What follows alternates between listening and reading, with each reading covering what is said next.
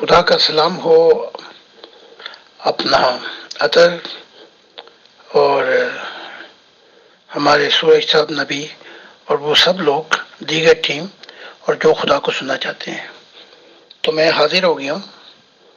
تو یہ نہیں پتا کہ یہ انگلش ہے یہ جرمن، وہ جرمن کہہ رہا یہ اردو چینل ہے.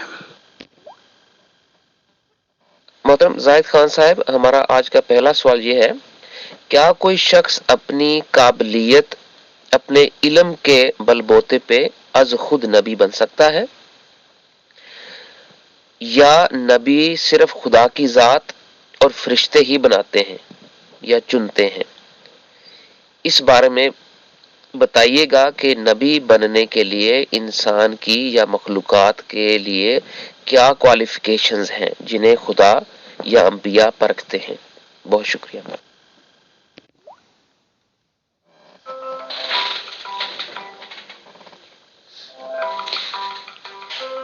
سوال یہ ہے کہ کیا سائنس کا شعبہ یا میڈیکل یونیورسٹی کا وائس چانسلر بناتا ہے، یا آپ کو محنت کرنی پڑتی ہے؟ اس اصول کو لے کے روحانیت کی طرف آئیں تو پہلے تو میں اقبال کا شعر بیان کر دیتا ہوں. کوئی قابل ہو تو ہم شان کئی دیتے ہیں، ڈھونڈنے والوں کو دنیا بھی نہیں دیتے ہیں. اب جیسے ایک مثال دیتا ہوں. عیسیٰ کے وقت سے پہلے سلیمان کے وقت میں مسیح آ گیا تھا. سلیمان سے غلطیاں ہوئیں، پھر اس مسیح سے غلطیاں ہوئیں کہ وہ اپنی خاندان کی محبت، اپنی محبوب کی محبت کے لیے خدا کے مشن کو چھوڑ گیا. تو یہ کوالیفیکیشن ہے.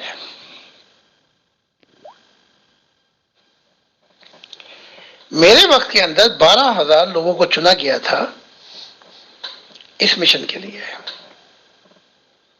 تو پھر ان 12,000 میں سے مجھے چنا گیا. اب یہ کہ کوئی اپنے دل و جان کی محبت سے، یہ قابلیت ہے، خدا سے ہم کلام ہو جاتا ہے، تو اس کی شرائط ہیں. تعصب نہ ہو، مذہب کو سامنے نہ لے کے آئے، اور مذہب کی باتیں خدا کو نہ سنائے، یعنی پورا خالی ہو جائے. خدا کے لیے، خدا کے رستے سے ہمیں خدا کو ملنا پڑتا ہے. اچھا، وہ ہم کلام ہو جاتا ہے، ہم کلام ہوتا ہے، نبی بن گیا. یہ اس کی پہلی کوالیفیکیشن ہوگی. اس کے بعد یہ ہے کہ کیا اسے رسالت دے کے کہیں بھیجا جاتا ہے یا اسے وہیں پہ رکھا جاتا ہے؟ اگر وہ وہیں پہ ہے تو پھر نبیوں میں اس کا شمار جو ہے وہاں نہیں ہوگا جنہیں رسالت دی گئی ہے، یہ ان سے نیچے آ جائے گا. پھر رسالت کے نبیوں کا یہ معیار ہے کہ مسیح کا معیار ان سے اوپر ہوتا ہے. تو جو اصل حقیقت ہے، انسان اس کوالیفیکیشن کے لیے بہت کچھ چاہیے، لیکن بڑے آسان طریقے ہیں. اگر کوئی دل کی کھڑکی سے، محبت کی دنیا سے خدا سے ملنا چاہے، اس کے بعد پھر اس کی کوالیفیکیشن آ جائے گی. اس کوالیفیکیشن میں وہ کس قابل ہے، یہ فیصلہ خدا کی ذات کرے گی.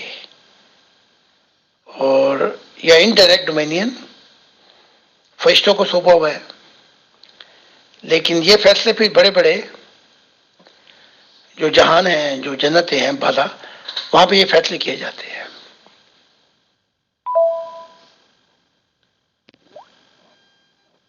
جی محترم زاہد خان صاحب، آپ کا بہت شکریہ.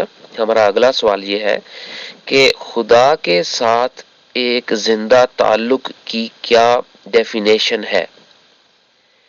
کیا ایک شخص اپنے مذہب کی تعلیمات کے عین مطابق زندگی گزار رہا ہو، کیا وہ اپنے آپ کو یہ کہہ سکتا ہے کہ وہ خدا کے ساتھ ایک زندہ تعلق رکھتا ہے؟ اس پہ وضاحت فرمائیے گا. شکریہ. اگر ہم مذہب کی تاریخ کو دیکھیں تو ایک طرف مذہب رستہ دے دیتا ہے لیکن ون وے اسٹریٹ دیتا ہے. واپس آپ اس راستے سے آ تو جائیں لیکن بات نہیں کر سکتے آپ. تو مذہبوں کے اندر سادھو، نان کمپلیکس، سنت، بدھ، صوفی ہوئے ہیں جنہوں نے اکا دکا موتی پائے. تو اس سے مراد یہ نہیں کہ وہ نبی بن گئے. جب نبوت ملتی ہے تو نئے حال پیش کرتی ہے خدا کے دل کے، نئے راز الہیوں سے روشناس کراتی ہے اور پرانی دنیاؤں کا ذکر بہت کم کرتی، لیکن اگر کرتی رہے تو پھر خدا سے نئی ملاقات نہیں ہوئی. پھر اس کا واسطہ کئی فرشتوں سے بڑا ہوا ہے. تو حقیقت یہ ہے اپنے مذہب میں رہ کر کوئی صوفی ہو سکتا ہے، اپنی روحانی معیار پہ اسے کچھ دکھایا جائے، لیکن پھر آگے سے لعنت پڑ جاتی ہے ان مذہبوں میں کہ دوسرے کو اجازت نہیں دیتے کہ وہ آگے جا سکے. نبی نہیں آ سکتا، یہ نہیں مل سکتا، وہ نہیں مل سکتا. تو پھر اس شخص کو ٹھہرا دیتے ہیں ان پانیوں میں.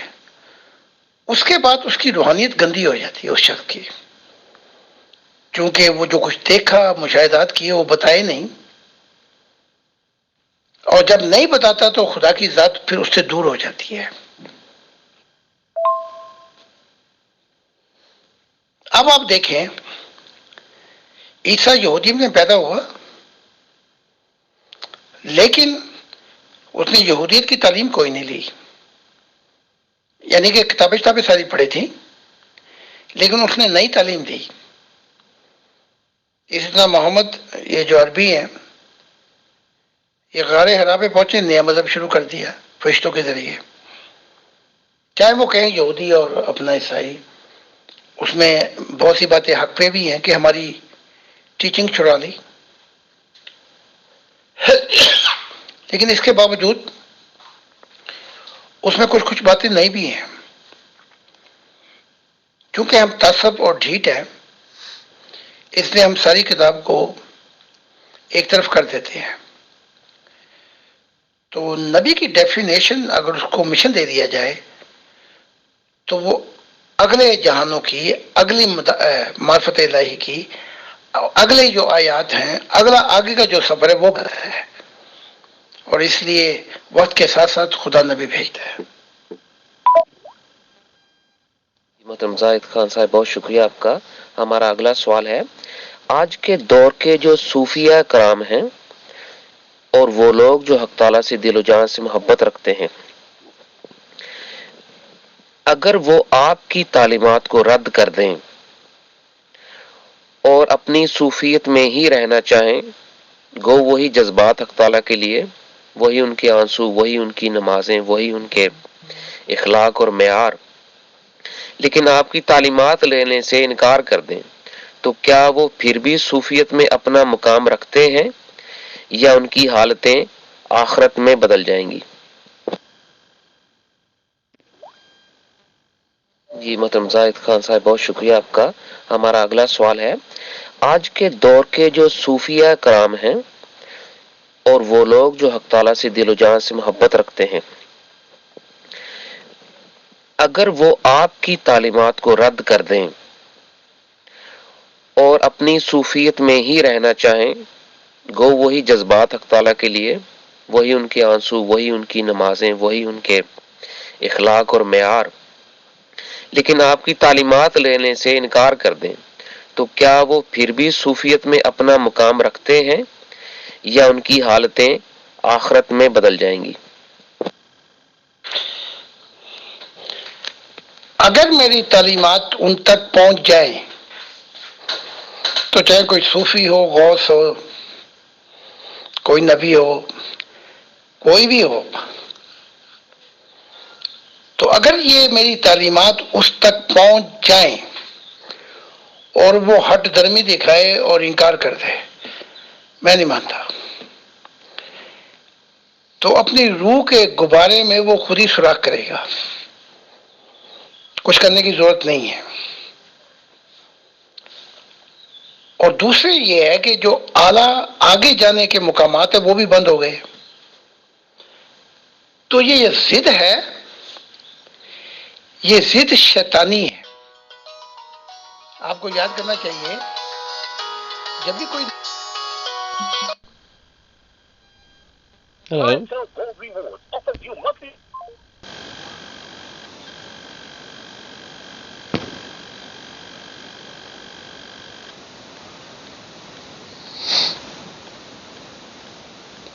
یاد کرنا چاہیے وہ بھی بند ہو گئے، تو یہ ضد ہے، یہ ضد شیطانی ہے۔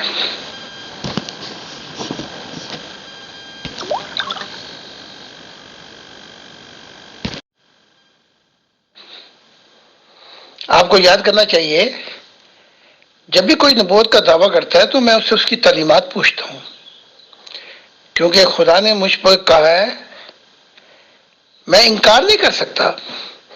ہاں میں یہ کہتا ہوں کہ جو تجھے موتی ملے ہیں، جو تیری تعلیمات ہیں وہ پیش کر۔ وہ اس لیے کہ خدا نے ہمیں بتا دیا ہے کہ زمین انبیاء سے بھر جائے گی۔ تو جو معرفت الہی کا خزانہ ہے یہ کسی کی ذاتی جائیداد نہیں ہے، بلکہ یہ یونیورسل ہے۔ نبی نبی سے سیکھ سکتے ہیں، یا کوئی ایک نبی کہے میں افلاطون ہوں، میں تو اس سے کچھ سیکھنا چاہتا ہی نہیں، اس نے بھی اپنی روح کے غبارے میں سوراخ کرا لیا۔ تو میرا تو یہ حال ہے، کیونکہ میری تو دعا قبول ہو چکی ہے کہ یورپ میں انبیاء آ رہے ہیں اور اس تعلیمات کو یہ بہت جلدی پھیل جائیں گی، کیونکہ جو ایشیا کا پانی ہے وہ بڑا گندا ہے، ڈھیٹ ہیں، تعصب ہیں، ہر سوال میں وہ چاہتے ہیں کہ ان کو ان کا جواب ملے، یعنی کہ وہ خدا کی تعلیمات کی طرف توجہ نہیں کرتے کہ وہ خدا کیا کہہ رہا ہے، تو وہ پھنسا لیتے ہیں، یعنی کہ سب کچھ اس پہ ڈال دیتے ہیں، نبی پہ۔ تو ایسا نہیں ہے۔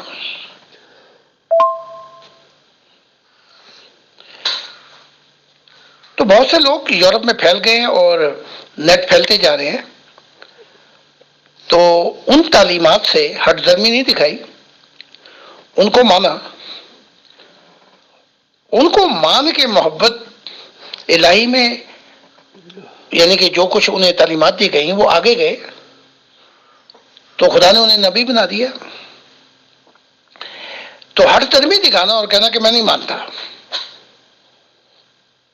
اور یہی کام ان کا ہے جو ان تعلیمات کو روح کی دنیا میں نہیں سن رہے، چاہے کتنا ہی بڑا نبی ہو، اس پر رستہ تنگ ہو گیا ہے، جیسے ستارے گر جائیں ایسے ان کو روک دیا گیا ہے، نیچے کی طرف بھیجا گیا ہے، جاؤ۔ تو یہ خدا کا میثاق ہے کہ ہٹ درمی نہیں دکھانی اور ابلیس سے شیطان نہیں بننا۔ جی محترم زاہد خان صاحب، بہت شکریہ۔ یہ ہماری اس نشست کا آخری سوال ہے، اس کے بعد اگر آپ کے پاس مزید ٹائم میسر ہو تو ہمیں بتائیے گا، ہم آپ کو اپنے انگلش کی transmission one God family question and answer والے چیٹ گروپ میں لیے چلیں گے۔ تو ہمارا آخری سوال ہے، ایک محترم فرماتے ہیں کہ خدا کا راستہ ہمیشہ اتنا کٹھن اور مشکلوں سے بھرا ہوا کیوں ہوتا ہے، اور آپ کی تعلیمات سے یہ ظاہر ہوتا ہے کہ خدا سیدھے راستے پر کھڑا ہے، تو اس پہ وضاحت فرمائیے گا، بہت شکریہ۔ ان محترم نے بالکل صحیح کہا ہے، اور خدا بھی اس کی گواہی دیتا ہے کہ میرا راستہ بالکل سیدھا ہے، اور جب ہم اس سیدھے راستے کو خود ہی پیچیدہ یا دشوار کر دیتے ہیں تو اس کی وجوہات یہ ہوتی ہیں، جیسے ابلیس نے کہا تھا، میں دائیں سے آؤں گا، بائیں سے آؤں گا، آگے آؤں گا، پیچھے آؤں گا. یعنی کہ جو خدا کا ہے ہم اس کو دینے کی بجائے ہم دنیا کے فکروں میں جا پہنچتے ہیں، ہم دنیا کی دوڑ میں جا پہنچتے ہیں، ہم دنیا کی دوڑ میں جا پہنچتے ہیں. ہم وہ جو خدا کا ہے وہ بھی اس دنیا کو دے دیتے ہیں، اپنی محبتوں میں بانٹ دیتے ہیں اور جکڑے جاتے ہیں، تو پھر وہ دائیں سے بائیں سے آتا ہے، آگے پیچھے آ کے وہ ہمارا پھر یہ جو آسان رستہ تھا اس کا بھی ستیہ ناش کر دیتا ہے. تو قصور ہمارا ہے، خدا کا نہیں ہے.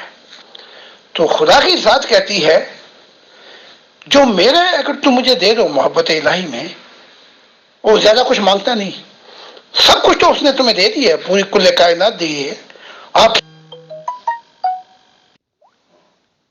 دیے، آنکھیں دی، کون سی چیز ہے جو اس نے نہیں دی؟ سب کچھ اسی کا ہے.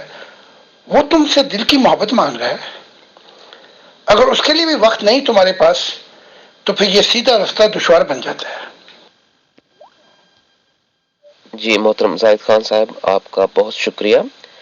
آپ کی اس تشریف آوری کا، آپ کی قیمتی وقت کا اور آپ کی اس روحانی رہنمائی کا بہت شکریہ. ہم شکر گزار ہیں تمام ممبران کے، ہمارے لسنرز کے جنہوں نے آپ کو سنا اور ہمیں وقت دیا، اور ہماری ایڈمن ٹیم کا جنہوں نے ہمیں ہیلپ کی کہ ہم اس پروگرام کو فیسیلیٹیٹ کر سکیں. بہت شکریہ. خدا حافظ.